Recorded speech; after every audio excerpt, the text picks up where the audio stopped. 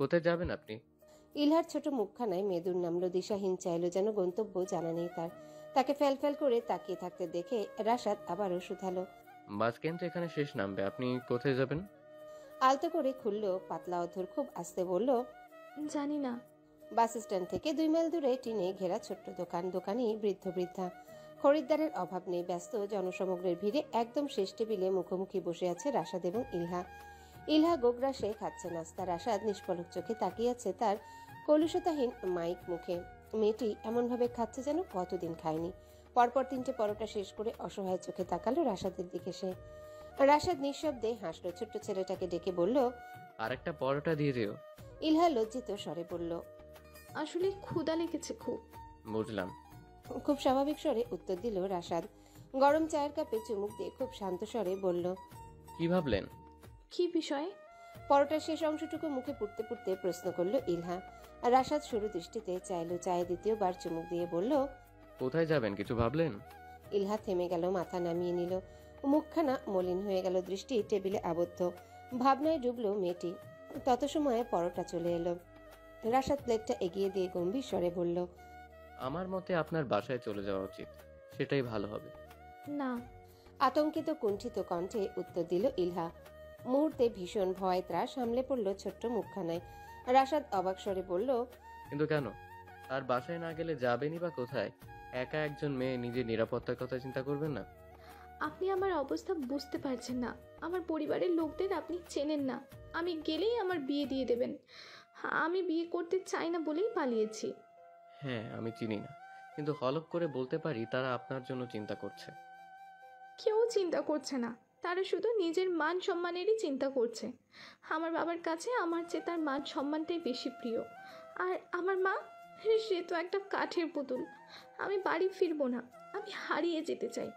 এমনভাবে বিলীন হয়ে যেতে চাই যেন কেউ আমাকে খুঁজেই না পায়। কথাটা বলতে বলতে গলা ধরে এলো ইলহার। গতবার যখন দেখা হয়েছিল তখন যে প্রাণোচ্ছল মেয়েটিকে আবিষ্কার করেছিল রাশাদ, আজ তার কিছুই নেই। বরং মলিন বিষণ্ণ একখানা মুখে দেখছে সে, যার হৃদয়ে জমে রয়েছে সীমাহীন বিষাদ, আক্ষেপ, ঝাঁঝালো কষ্ট। আর রাশাদের ইচ্ছা হলো মেয়েটির অব্যক্ত কথাগুলো শুনতে, কিন্তু নিজ দায়রা অতিক্রম করলো না। ইলহার জন্য কেনা ঔষধ এগিয়ে দিয়ে বলল, এখানে নাপা আছে, নাস্তা শেষে খেয়ে নিন। আর আমি আধা ঘন্টা এখানে থাকবো, তার মধ্যেই ঠিক করবেন কোথায় যাবেন। আমাকে আপনার বাড়িতে আশ্রয় দেবেন? ইলহা বিনা দ্বিধায় বলা কথায় চমকে উঠল রাশাদ। হতবাক স্বরে বলল, আমাকে এতটা বিশ্বাস করাটা কি সমীচীন? জানি না, তবে কেন যেন মন বলছে আপনি আমার ক্ষতি করবেন না। চিন্তা করবেন না, আমি আপনাকে খুব বিরক্ত করব না। বেশি দিনও থাকবো না। আমার বান্ধবী রংপুর গেছে, ও চলে আসলে আমি ওর কাছে চলে যাব। মলিন স্বরে কথাটা বলল ইলহা। রাশাদ তপ্ত নিঃশ্বাস ফেলল, কিছু একটা ভাবলো, এরপর বলল, নসিবনে চড়ার অভ্যেস আছে? মধ্যাহ্নের প্রথম ভাগ। কড়া সূর্যের তেজি কিরণে ঝলসে যাচ্ছে উঠান। বাড়ির পেছনের পুকুর থেকে মাত্র গোসল সেরে এসেছে হুমায়রা। ভেজা চুলের পানিতে ভিজে গিয়েছে পিঠ। মাত্র গোসল করেও এক নিমিষে রৌদ্রতাপে ঘেমে গেল শরীর। ধোয়া কাপড়গুলো নেড়ে দিতে দিতেই কপালে ঘাম জমল। গায়ের ওড়নাটা তখন বেখেয়ালে একপাশে গায়ে ফেলে রেখেছে সে। অসচেতন বেপরোয়া কিশোরী যখন নিজের কাজে ব্যস্ত, তখনই আগমন ঘটল ফাইজানের। অসংযত নিয়ন্ত্রিত চোখজোড়া অসতর্ক কিশোরীকে দেখতে লাগলো নিশ্চুপভাবে। হুমায়রা তখন কাপড় মেলতে ব্যস্ত, টেরও পায়নি কেউ তাকে গভীর নয়নে দেখছে। কাজ শেষ করে পিছনে ফিরতেই আটকে উঠল সে, হাত থেকে বালতিটা পড়ে বেশ শব্দ করলো। কিন্তু ফাইজান তখন নির্বিকার ঘাবড়ানো স্বরে সে বলে উঠল, আপনি এখানে? ভেতরের ঘর থেকে শরীফার অট্টহাসির শব্দ ভেসে আসছে। অর্থাৎ সে একা আসেনি, বরং আসতেও চায়নি, কিন্তু মায়ের জেদের পরাস্ত হয়ে তাকে আসতে হয়েছে। কোন মেলার লোভ দেখিয়েছে হুমায়রা তাকে? সেই লোভে মহিলা সবাইকে ব্যতিব্যস্ত করে তুলেছে। অবশেষে না পেরে আসতেই হলো ফাইজানকে। শরীফা সরাসরি ঘরে লাগোয়া বারান্দা দিয়ে আতিয়া খাতুনের ঘরে গেলেন।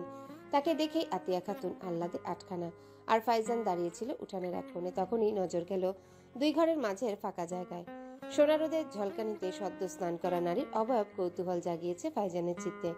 তাই তো বিনা শব্দে ধীর পায়ে এসে দাঁড়ালো সে, নিষ্পলক চেয়ে রইল কিশোরীর দিকে। ভেজা চুল, ঘরমাক্ত মুখ, রোদে লালচে হওয়া কোমল গাল, কিন্তু সৌন্দর্যে কার্পণ্য নেই। মা সত্যি বলেছে, মেয়েটা সুন্দরী। ফাইজানের অনিয়ন্ত্রিত প্রগাঢ় নয়নে অপ্রস্তুত হলো হুমায়রা।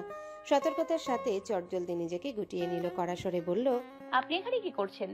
এই ভেতর ঘরের অংশ, এখানে আপনার আসা বারণ। নিজের হবু স্ত্রীর ঘরে আসা বারণ? হবু স্ত্রী কথাটা শুনতেই থমকে গেল হুমায়রা। হতবাক চাইল ফাইজান, বাঁকা হাসলো। সেই হাসিতে তাচ্ছিল্যের অস্তিত্ব খুঁজে পেল হুমায়রা। হাসি অক্ষত রেখে বলল, আপনার তো কথা জ্ঞান নেই দেখছি। মানে? আজ মাকে কি কথা দিয়েছিলেন মনে নেই? হুমায়রা তখন মনে পড়ল আজ তো শরীফাকে নিয়ে যাবার কথা মেলায়। ফাইজান ব্যস্ত স্বরে বলল, তৈরি হয়ে নিন। আপনিও যাবেন নাকি? আমার মাকে অন্য কারোর ওপর ছেড়ে দেবার মতো আক্কেলহীন আমি নই। বলেই সেখান থেকে প্রস্থান করলো ফাইজান। হতভম্ব চেয়ে রইল হুমায়রা। এই মানুষের সমস্যাটা কি? এমন কেন একটা মানুষকে হতে হবে? তৈরি হয়ে ঘরে যেতেই দেখলো দাদা দাদি আপ্যায়নে ব্যস্ত। হুমায়রাকে দেখে আতিয়া এসে বললেন, বুবু তারা তো খাইতে চাইতেছে না। কুটুম মানুষ না খাইয়ে পাঠায় কি করছে? হয়তো খেয়ে এসছেন। কি কস? এডি করলে কি হবে নি? এক কাম কর, তুই ঝটপট কিছু বানাইয়া দে। শরীফার কানে যেতে সে বলল, চাচা কিছু খাবো না, খেয়ে এসেছি। এটা কইলে হয়? যা বুবু, শরবত অন্তত দে। হ্যাঁ, এটা খাওয়াই যায়। শরীফা কিছু বলার আগেই ফাইজান কথাটা বলল। তার সম্মতি পেয়ে হুমায়রাকে জোরপূর্বক রান্নাঘরে পাঠালেন আতিয়া খাতুন। ফাইজানের দিকে চোখ মুখ খিচে তাকালো হুমায়রা। লোকটা নির্লজ্জের মতো হাসছে। একটা মানুষ এত অভিনয় কি করে করতে পারে? বাধ্য হয়ে শরবত বানিয়ে আনলো হুমায়রা। ফাইজান শরবতের গ্লাসটা হাতে নিল। এক চুমুক দিয়ে গ্লাস রেখে দিল। শরীফা সুধাতেই বলল, একটু বেশি মিষ্টি। এত মিষ্টি আমি খাই না।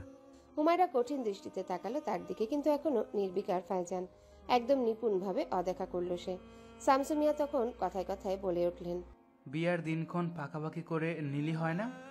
পাকাপাকি করার পূর্বে সবার সম্মতিটা প্রয়োজন।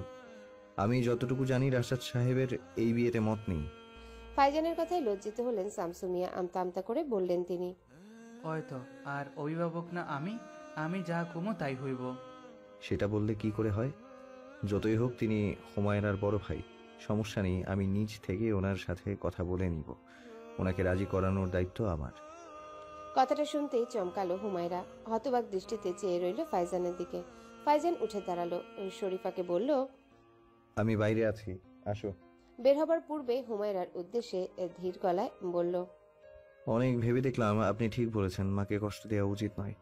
তাই বিয়েতে আর অমত করব না আমি। ফাইজানের ধীর কণ্ঠে শির দ্বারা বেয়ে হিমস্রোত বয়ে গেল যেন। বিমূরতা বিস্ময়ে স্বচ্ছ চোখজোড়া দখল করলো। অসাড় হয়ে গেল যেন হৃদয়। তাহলে কি বিয়েটা হচ্ছেই? কিশোরীর হৃদয় সেই স্বপ্নগুলো বুনেছিল এতটা দিন, সেগুলো কি গলা টিপে হত্যা করতে হবে হুমায়রাকে? এদিকে ফাইজানের কথায় খুশির লহর বইল শরীফার চোখে মুখে।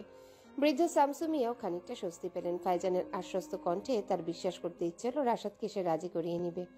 নাতনি বিবাহের দায় থেকে তিনি মুক্ত হবেন। নিশ্চিন্তে শেষ নিঃশ্বাস ত্যাগ করতে পারবেন ভেবেই তার শান্তি লাগছে। ফাইজান কিছু সময় হুমায়রার বিভ্রম মুখখানার দিকে চেয়ে রইল, যেন সে কিছুর জন্য অপেক্ষারত। তারপর মাকে তাড়া দিল। দ্বীপ্রহর শেষ হতে বেশি দেরি নেই। আতিয়া খাতুন হুমায়রাকেও তাড়া দিলেন। বুবু সাজ্জা গুজা যাও, জামাইয়ের ভালো লাগবো। কিসের জামাই? কোন জামাই? ভাইজান আসলে এই জামাইকে হালুয়া বানিয়ে দিতেও সময় লাগবে না। হুমায়রা কিছুই বলল না। নিজ স্বভাবের বহিরাগত কাজ সে করে না। তাই দাদির কথা মেনে শরীফার পেছন পেছন বেরিয়ে গেল। ঘর থেকে বের হলেই তার মেদুর মুখখানায় উষার কিরণ ছড়ালো।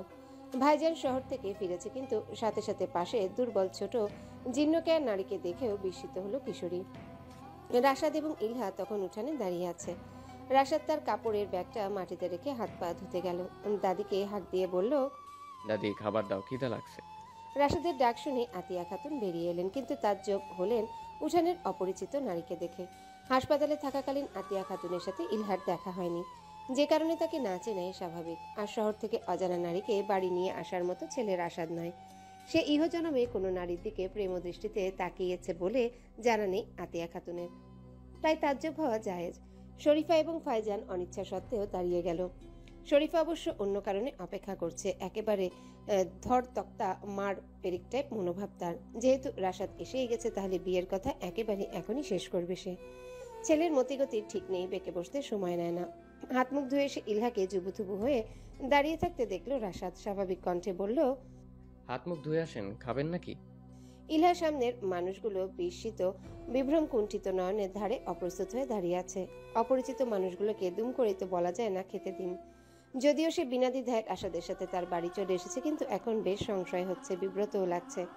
রাশাদ তার পরিবারের লোকের দিকে তাকালো। হুমায়রা এবং আতিয়া তার মুখ পানে চেয়ে আছে মেয়েটির পরিচয় জানার লক্ষ্যে।